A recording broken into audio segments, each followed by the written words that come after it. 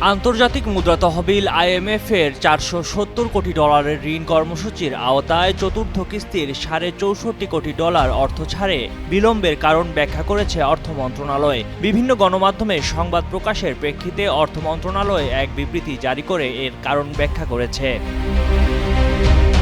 বিবৃতিতে বলা হয়, বাংলাদেশের অর্থনীতির ভিত মজবুত করার লক্ষ্যে প্রয়োজনীয় সংস্কার কার্যক্রম সম্পন্ন করার সাপেক্ষে আইএমএফ ঋণের কিস্তির টাকা ছাড় করে থাকে। বাজেট সাপোর্ট প্রোগ্রামের আওতায় যে সকল সংস্কার কার্যক্রম নেওয়া হয় তার মধ্যে কিছু কার্যক্রম বাস্তবায়নে নির্ধারিত সময়ের চাইতে বেশি সময় প্রয়োজন হতে পারে। সে কারণে বাংলাদেশ সরকার এবং আইএমএফ যৌথভাবে চলতি 2024-25 অর্থবছরের জন্য নির্ধারিত দুটি কিস্তি একসাথে ছাড়ের বিষয়ে সম্মত হয়। এই প্রেক্ষিতে আইএমএফ চতুর্থ এবং পঞ্চম কিস্তির অর্থ একসাথে ছাড় করার বিষয়ে সম্মত হয়েছে। বিবৃতিতে জানানো হয়, আগামী এপ্রিল মাসে নির্ধারিত রিভিউ মিশন এবং জুন মাসে আইএমএফ-এর বোর্ড সভায় অনুমোদনের পর এই কিস্তি দুটির অর্থ একসাথে আগামী জুনে ছাড় করা হবে।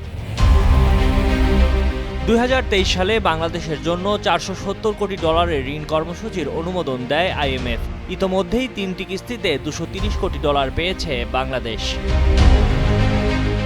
আইএমএফ-এর কাছ থেকে ঋণ পাওয়ার জন্য আর্থিক খাতে নানা ধরনের সংস্কারের শর্ত পূরণ করতে হচ্ছে বাংলাদেশকে। এর মধ্যে চতুর্থ কিস্তিতে অর্থ পেতে শর্ত ছিল 4টি। সেগুলো হলো অর্থনীতির বহির্চাপ সামাল দিতে রাজস্ব আয় জোরদার করা, মূল্যস্ফীতি নিয়ন্ত্রণে মুদ্রানীতির ভঙ্গি আরও সংকুচিত করা, বৈদেশিক মুদ্রা বিনিময় হার পুরোপুরি বাজার ভিত্তিক করা এবং জলবায়ু পরিবর্তন প্রশ্নে সবুজ প্রবৃদ্ধি নিশ্চিতে নীতিমালার বাস্তবায়ন।